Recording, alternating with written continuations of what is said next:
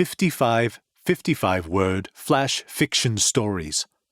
A collection of dark, twisted, and entertaining micro-short stories, each written in 55 words, excluding the title. By R.j.saxon. Narrated by C.J. Stevens. Subconscious Deception. Bursting through the gas station restroom door, the unshaven, disheveled man with a bloodied face slammed down his Glock pistol onto the wash basin and looked into the dirty mirror. His reflection spoke to him. "Why have you done it again?" "You keep telling me to." "You keep telling yourself to. I was just kidding." A fishy fiasco. This flash was written without the use of the letter E. "What's wrong with that?" said son. "Its positioning is wrong, that's what," said Dad. "You said it'll fit." "It will. Push it slightly right." His son, tightly holding his rod. A hook sunk in fishy jaws. His sibling caught his first salmon. A happy day for Dad, knowing his first child could maintain his family. Brotherly love. A sweat bead dripped from his head, typing the numerical combination into the vault keypad. "Come on, Jimmy, we ain't got much time." Clunk, the vault door opened. Clunk, the outer door shut. Jenny screamed. Inside the vault lay a note. "I always knew you weren't to be trusted. My own brother and my wife." Bad prank. Keen, the school bully, was marched to the edge of Hayden's cliff naked. "Please, I'll stop." The masked assailant took the photo and laughed. Payback for the jokes played on him. "You post that and you're dead." The assailant turned quickly, pointing a Glock at him. His foot twisted as he toppled off the cliff. Craggy Rock Lighthouse. Extinguishing the wick, the noose tight around his neck, another fell foul to the curse of the rock. That fateful day, the captain's ship ran aground. The house was ill-illuminated. A drunken keeper to blame. The vengeful, ghostly captain possessed him and claimed another keeper's soul, and any who dared to man Craggy Rock. Cash switch. Bain McCurdy, prolific bank robber, rushed into Bob's bar.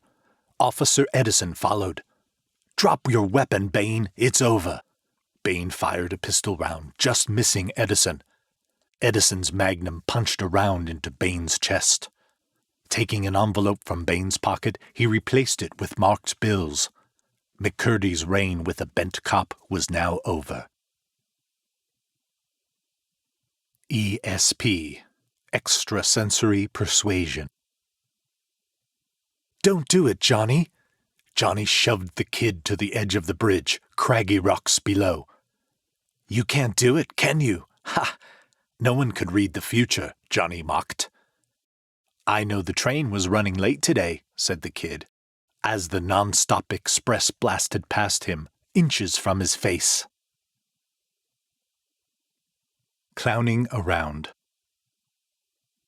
Standing tall at the entrance to the big top, he wore his outfit proudly. Oversized red shoes, multicolored harlequin outfit, a red nose, weary eyes, matted red wig, and a painted smile from ear to ear. But if you looked close enough, Kobo the Clown's smile was filled with sadness as his final show approached. Friendly visitors. A week passed since the attack. With no power, world chaos ensued. Violence was rife in this new human zoo. Armies of triangular objects hovered over the cloudy skyline. It was like shooting fish in a barrel, as the beams of light annihilated the people below. They came in peace. The government had other ideas. 55. With the ignition engaged, revving the engine, he slammed on the gas, down the eerie stretch of road named the Devil's Doorway. Folklore tales of portals to other realms. Engine screaming at full speed, they approached Vanishing Point. With the blinding flash, they arrived. The signpost read, "Welcome to Earth's second dimension. Population 55. Gangster's Paradise Lost. With no time to refuel the plane, FBI were hot on his tail. 50 days on the rainy island, remains of Don Juan's Cessna covered the beach. The rich, evil, stubborn czar, obsessed with money, was reduced to rags.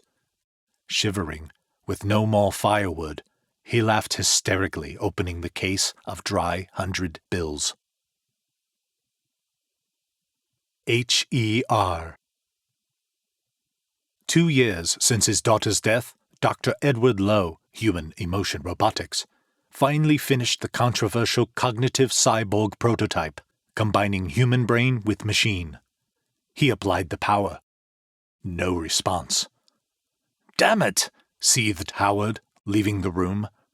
Blue artificial tears ran down her latex cheek, picking up photos of Edward and child from the lab table.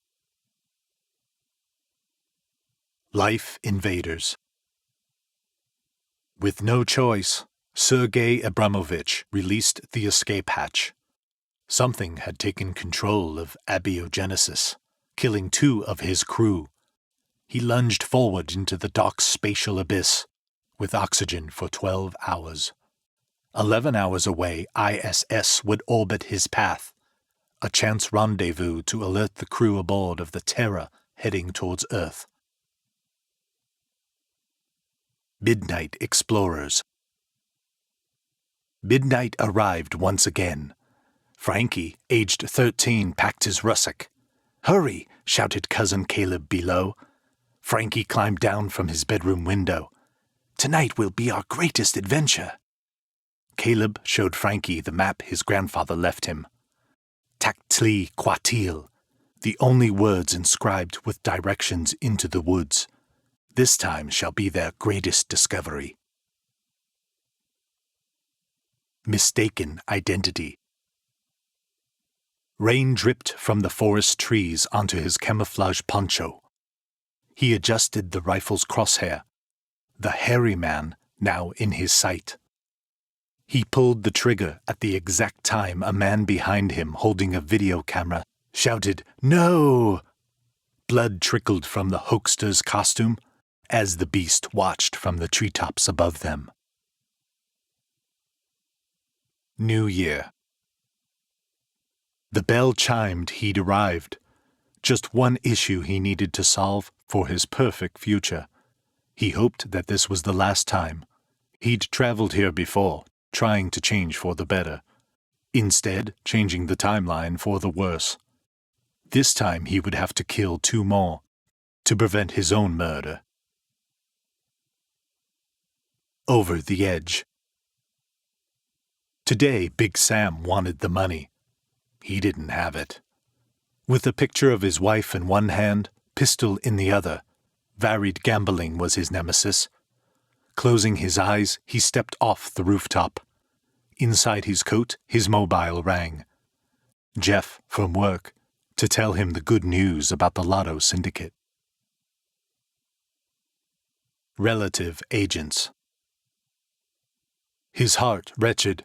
His face was expressionless, emotionless, slowly sliding the rifle bolt handle. Left hand gripping the forestock. Right index on the trigger. Taking aim. A single precise shot rang out. Jake and Hank, the brothers elite. One of them had to go. The unit had told them so. Suicide was Jake's only option. Passionate crime. "There, you look lovely," said Michael, adding the finishing touch of lipstick onto his wife's lips. Her smile was fixed. It had been 2 years now since her death. Being a mortician had its advantages. The cabin's log fire crackled and blazed. He began to read his poetry. Turning the page, he read, "Love is remote thinking." Opening his eyes, staring towards the vast ocean, hot sun on his skin, he sat on the beach. "I did it," he whispered. The scene slowly faded. His padded cell door swung open. "Medication!" shouted the guard. He told them he could do it. But no one was to be believed at Trebor Mental Institution. Spiritual intervention. Halloween. Grey fog descended upon Erie Manor. The two boys stood at the gate, waiting to catch a glimpse of Screaming Annie. Midnight. Annie's ghostly apparition manifested, screaming, pointing towards the boys. Only this time, not to scare, but to warn them of her murderer, lurking in the shadows behind them, brandishing a bloodied axe. Tales of Charybdis. Moonlight spilled upon the stern of Mary's Wish. Captain Dmitri, night 55. Cold, hungry, alone, chasing the Leviathan. Rumors had spread about it sinking many a schooner. His line clicked, then zipped off the reel. Harness strapped, he gripped the rod tight. Sunrise came. Washed ashore was a leather-bound notebook. Words inscribed, CD's log. The Emperor of Time. With the blinding flash, the Emperor drew his mystical time sword and slashed into the space-time continuum. "It's time to leave," he said to his faithful assistant with sadness. Stepping into the illuminated time rip for the final time, they sacrificed their lives to save mankind. Their bodies became celestial, heavenly. They never existed. The Gift Bringer. Blustery snow danced around the old house, amidst the cold dark Swiss Alps. Christkinchen finished his magical works, numerous gifts for those deserved. Angelical winged, blonde-haired sprite took to the skies on a once-yearly plight. The faces of children, sheer delight, hoping to see his mystical flight, delivering gifts this cold Christmas night. The last of the soothsayers. The town lay silent, like the rest. Old Joe, the last one, lay across the bench of Portland Park, shivering, attempting to pull up his cardboard duvet. The last few radioactive fallout flakes covered Joe's head as he slipped into death quietly. Beside him lay his sandwich board, with words inscribed, "The end is nigh." A song that will get on your nerves. Flooding airwaves once again, hypnotic beats making you tap your feet. It's not been this bad since Gangnam Style. The one your parents told you was vile. Nevertheless, this music you hear is designed to distract you from the world and its fear. Meaningless, senseless pile of crap. Earphones on to my own favorite rap. What may come. May Day morning, she stood waiting. Platform 27. 12 noon, he said. She watched anxiously as the train arrived. She sobbed, witnessing the last of the passengers disembark. Accepting he didn't make it, she left the station. Inside the toilet cubicle, holding a photo of her barely conscious, as blood trickled from his bullet wound. A shot of silver. Sobbing, rifle aimed towards her husband. "I love you, now do it!" The moon turned full. He howled. Thick hair ripped through flesh. Her shot rang out. The beast dropped. A second shot echoed through the woods. One of the townsfolk had followed her. She too had the blood of the beast inside her. Aim of the game. Sergeant Bernstein had another in sight. He'd killed 55 since week 1. He and one other, the only ones left from 10 in the popular show, Zombie Trials. Adjusting the crosshair, he took the shot, taking out the last opponent who was about to be devoured by the biters. The crowd cheered ecstatically. Bad medicine. Mr. West had dedicated the last 5 years studying IT. For one reason: justice for his wife. Hacking into Drug Farm Industries Corp database, he began to upload pictures to the mainframe for all to see. Pictures of James Whitehouse, CEO, engaged in sordid sexual affairs. Payback for the deadly toxin that solidified his wife's veins. Broken dreams. He smiled at her as they sat on the picnic blanket. He wanted to stay here forever, induced in his lucid chimera. He watched as she took a bite of her sandwich delicately. A visual glitch, and the pain in his head signaled that the aliens had successfully removed one more of the professor's memories. Dodging the demon. Running away wasn't gonna help. He had you with his mind, a negative energy grip, hoping that you will fail for his amusement. You have dreams, he'll plan breaking them. But don't panic, your energy is too positive. He's no match against you. He'll keep doing what he does. You'll keep doing what you do. Doll. Little Tim, gripping the bedsheet against the bridge of his nose, peered reluctantly at its ghastly face. It arrived every night, looking through his bedroom window. His parents said it was his imagination. Glass smashed. Tim screamed. They should have believed him. The doll tossed the decapitated heads of his parents through the window. Elevated. His worst fears faced him. The darkness and claustrophobia enveloped him. For hours he vigorously pressed the alarm on the lift's panel. Simon King, the president of West Buildings, panicked and fell, clutching his heart. Roger King, his estranged brother, switched back on the power, elevating his position to his brother's level of the company. End of the superheroes. The giant, Nukatron, piercing through the clouds, crashed down beside the ferocious 3. His mission? Total annihilation. Their mission? Save the planet. Nukatron spoke in Sumerian. This planet is doomed by order of the Council and to be destroyed. The superheroes' attempt to retain peace on Earth failed them. Nukatron deployed the nuclear pulse weapon.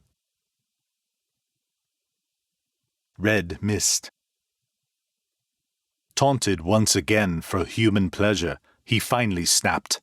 Teary-eyed, he released his wrath. His strength was immense. His trainer perished first. The unknown beast, unchained, wreaked havoc, crushing bone, severing limbs, leaving the arena. The being, classed as a freak, just wanted to be free. It took multiple shots to bring him down. Serendipitous. The miners exhausted all their options. 6 months drilling, no gold. Summer ended, time to leave. Young Jack, the greenhorn, was left to sort the tools when he saw it. 50 yards on the right, glimmering in the sunlight. Exhuming the swastika-stamped gold bar, he had the choice to tell the others or not. The cadaver. Isn't far now, said the boy, leading the 2 girls into the woods. They'd never seen one in real life. With fear-filled excitement, the teens arrived. An overwhelming stench radiated. Must have been here a while, said the boy, all staring at the corrupt town mayor hanging from the tree for all to see. The Virtual Gamer. Sir Bralex connected, his headset wired, eyes transfixed in gaming. He'd forgotten how long since insertion. All he knew was that he was 55 credits from top score. Outside the headset, this teenager's body, deteriorating, almost bulimic. Too late to return to reality. Weeks in the vortex, he'd forgot setting the all-important game timer. Winning time. Dancing ecstatically, his numbers hit. This was it. Answers to his drug debt. Not life-changing, but enough to keep him high for a while. He'd take a celebratory hit before cashing in. Slumping back, veins invigorated. The ticket slipped from his fingers. Out the window, landing in the hobo's cash cup, 3 floors below. A touch of magic. The auditorium emptied. "The trick works! Come back!" shouted the boy manically. The magician sighed as he sat down. "I guess the magic's ran out." "Never!" The magician smiled, reaching into his pocket, passing a coin to the boy. The coin illuminated. "You see, it no longer lights for me. It thrives off youthful energy." Red Moon Road. The sheriff increased his speed. Still on his tail, the unknown trucker shunted the car hard. "Come on, bastard, you're finished on the bend," seethed the sheriff. The deputy deployed a stinger. As the sheriff passed, the tires exploded, jackknifing the truck. Opening the truck's door, the sheriff aimed his shotgun at an empty cabin. Emergency room. "How long will we have to stay here?" said teary-eyed little Janie, clutching her teddy bear. Outside, the faint sound of an explosion was heard. "Shouldn't be too long," said her father, glancing at his wife. He knew how long, but he couldn't tell her. He turned the hatch tight on the fallout shelter. Second vision. He sat at the back of the bus. The man in the curiosity shop said he would see the difference through the spectacles. Things were not as you see, he said. He was a little skeptic until he put them on. He immediately took them back off. Half the passengers on the bus looked reptilian. The Batterum Circle. "Reaching maximum altitude, Captain," said the co-pilot authoritatively. Approaching the circle, the advanced aircraft shot through the dimensional glitch. A sonic boom soaked the sky as they passed through. "Hell yeah!" shouted the pilot. They cheered. They made it where others failed. They weren't to know they had traveled 50 years into the past. Spirit in the system. "Not again!" he shouted, his temper reaching boiling point. The hammer lay to his side. He guzzled his energy drink, relaxed himself, and tried once more. No use. Gripping the hammer, he swung, dead center of the laptop's screen. It was the last time he would see the message, unable to connect to the internet. Roller Coaster.